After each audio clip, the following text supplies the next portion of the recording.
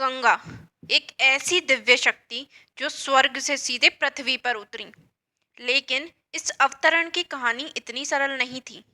गंगा को पृथ्वी पर लाने के लिए महर्षि भागीरथ ने ऐसा तप किया कि स्वयं देवताओं को हस्तक्षेप करना पड़ा। क्या आप जानते हैं, गंगा का प्रवाह इतना प्रबल था कि अगर इसे सीधे पृथ्वी पर छोड़ दिया जाता तो संपूर्ण पृथ्वी का विनाश हो सकता था। तो आखिर गंगा स्वर्ग से कैसे उतरी? कौन थे वो जिन्होंने इस असंभव कार्य को संभव किया? चलिए इस रहस्यमयी कथा में प्रवेश करते हैं।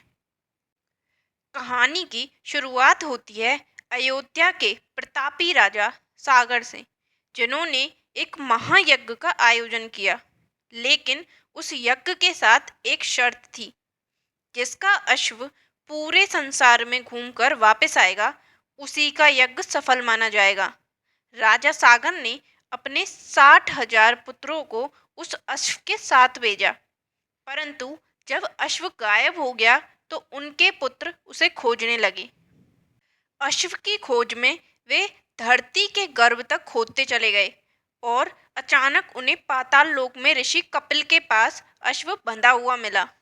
उन्होंने बिना सोचे समझे ऋषि कपिल पर चोरी का आरोप लगा दिया।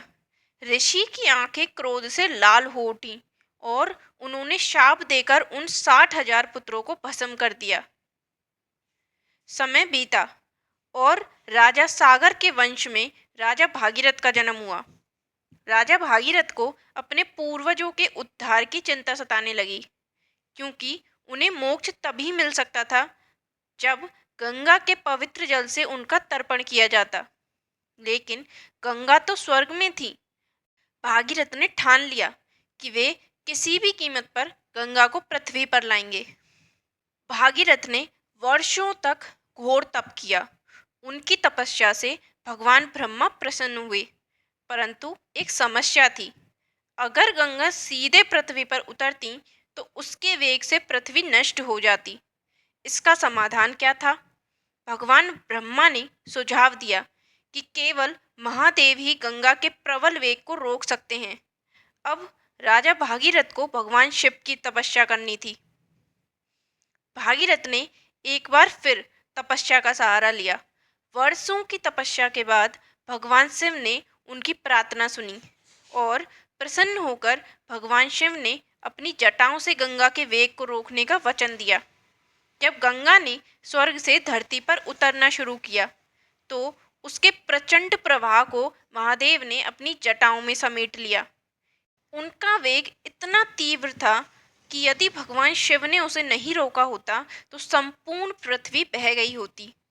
गंगा का जल भगवान शिव की जटाओं में फंसकर शांत हो गया।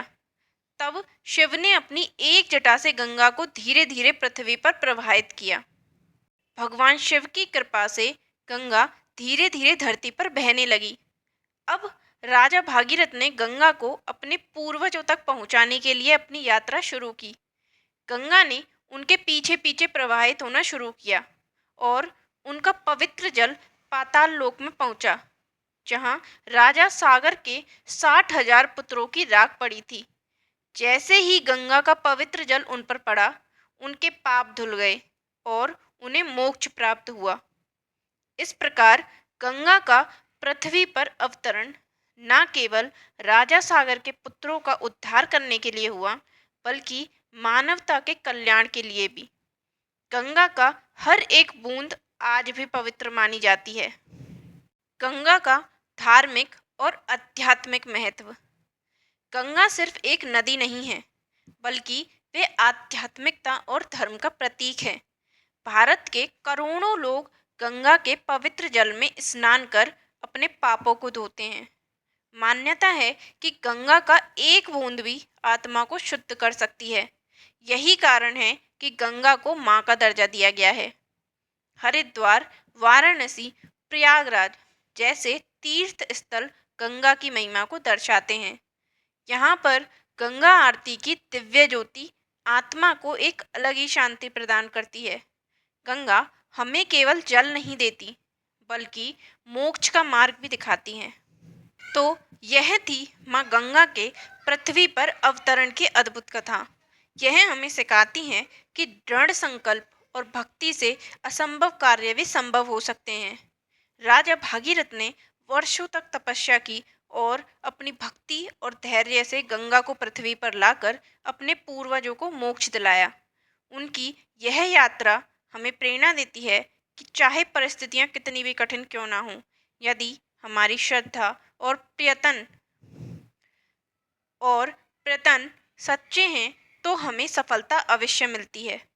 गंगा सिर्फ एक नदी नहीं, बल्कि हमारी संस्कृति, आस्था और मोक्ष का प्रतीक है। तो अगली बार जब आप गंगा किनारे जाएं, तो याद रखें कि यह सिर्फ एक जलधारा नहीं, बल्कि दिव्यता का अवतार है। जय माँ गंगे।